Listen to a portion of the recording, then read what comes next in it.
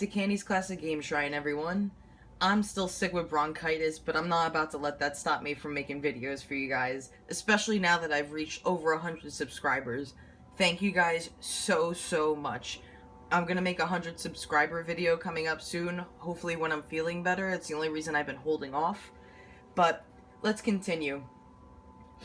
I hope everybody's Halloween was safe, fun, and full of candy. Mine was not full of trick-or-treaters, unfortunately, but it was full of candy since they didn't come take it, so I guess more for me. So today I'm here to review the new 3DS by Nintendo.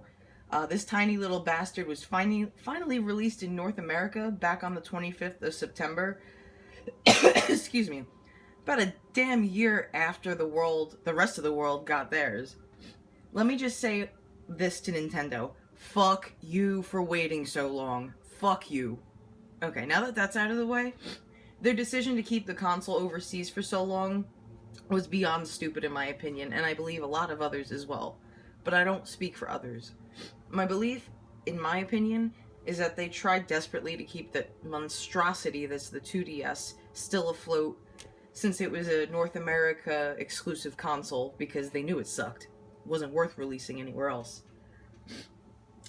So they probably tried to squeeze that out as long as possible before they gave us this.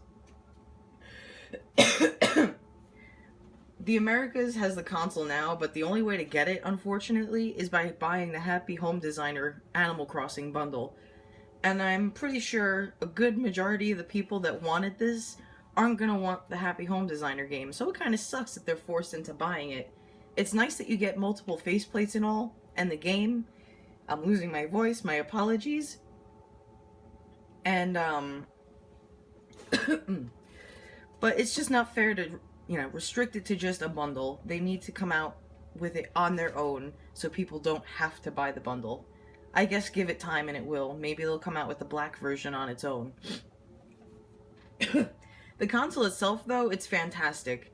I love the size of it. It's so much more portable than this monstrosity here. Let's take a moment to compare sizes, shall we? Look at that. That is not portable, this fucking thing. This is much more portable. Though both are good systems, I will say. I just don't like the size of the XL. Excuse me. It's noticeably faster at processing and running games. It also has an extremely long battery life, at least in my opinion, and it makes street passing and sleep mode actually possible, because prior to that my battery would run dry before I actually street passed anyone, or before sleep mode was actually worth it. And I'm sure a lot of you can also agree with that. I get about 7 hours or more with constant play with this, and I can't ask for more. It's not like I'm tethered to a wall like I was with my old 3DS, and that had an extended battery too. Excuse me guys, I'm sorry. The console is really sturdy. It sticks to the whole, the rule that Nintendo has generally of it needs to last, I think it's like 10 or more drops from a meter in height. And unfortunately I have done that a couple of times. It has slipped from my lap, slipped from my pocket, my dog has knocked it down, but she's still a-running and doesn't even have a scratch mark on it. I love it. No dead pixels either, because that happened in the past with a couple of them. The system is much more portable, like I said, and aside from the portability, I love the fact that you can change the faceplates and the back covers. This is the back cover here. The back cover requires you to use a small screwdriver, but it's not the proprietary tri-wing. This is just a small Phillips, which just about everybody has. And then the top, or the actual faceplate in the front, just pops off, like so. And then you can replace it with, oh, that's the back cover. You can replace it with one like this. I think this is on backwards, actually. There we go. And they just snap into place. I don't want to fully put it on because I prefer my Kirby one, but you guys get the point. Now watch me fumble this on camera like a complete fool.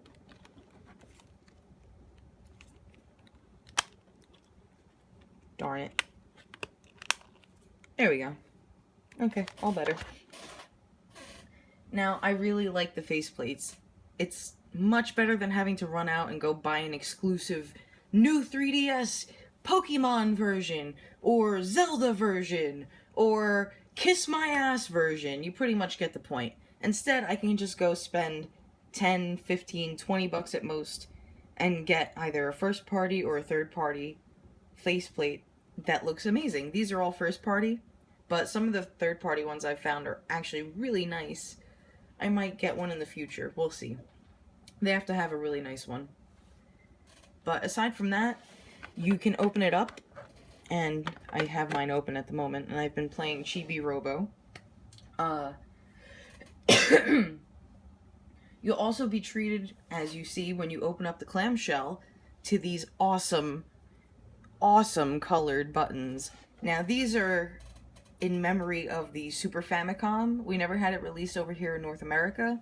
Basically, Europe and Japan and everywhere else had a nicer version of the Super Nintendo, and their buttons were colored just like this in the ABXYs.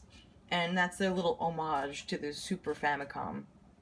I find it to be a really nice, subtle touch, especially when you open up the XL and you just get these crappy colored letters rather than the buttons. It would have looked a lot better on this, but I don't know. They had their reasons, I guess. Start and pause also took new places, if you notice.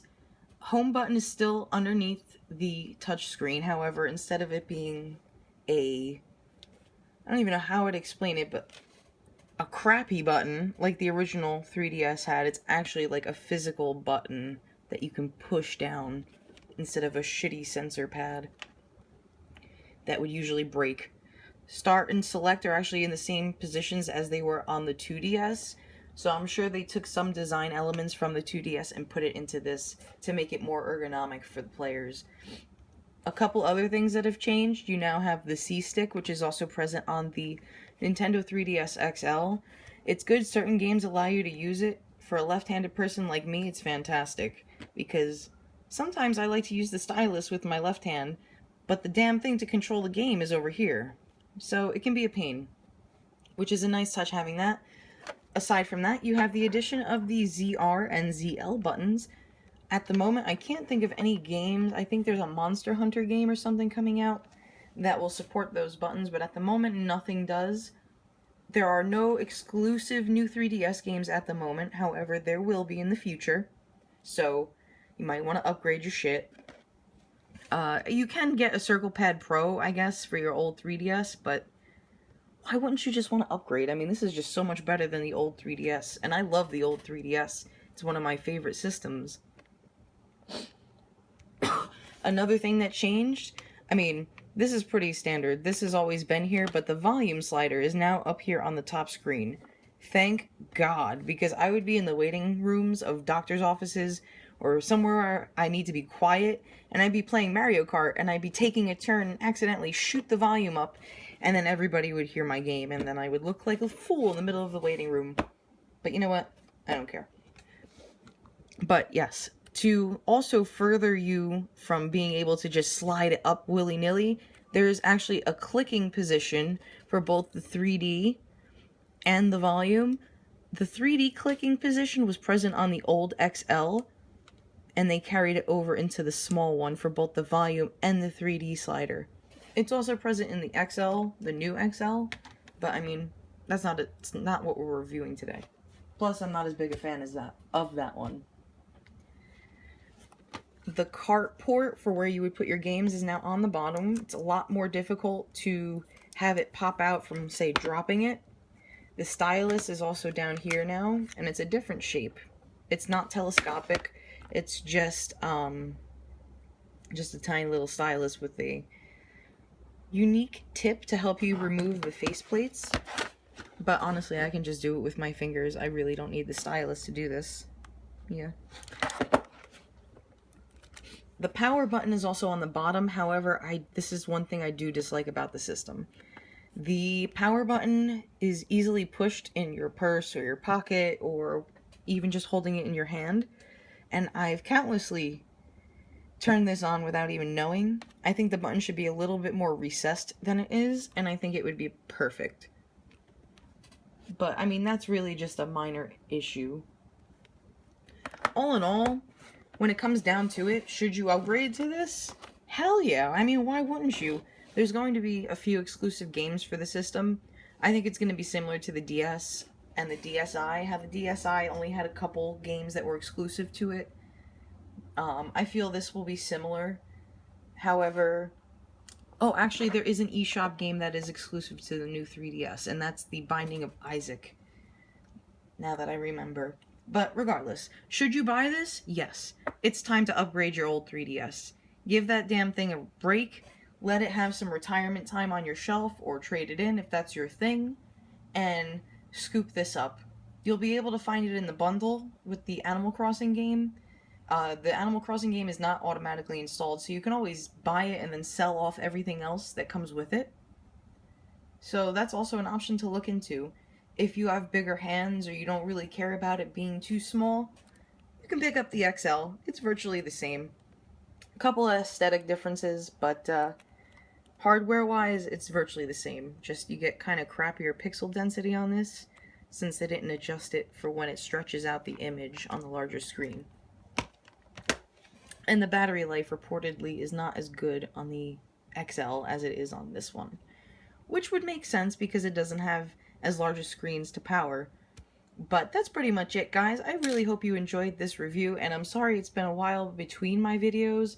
Battling this bronchitis has been a pain, and I'm kind of actually shocked I haven't had a coughing fit. But anyway, guys, till next time, take care.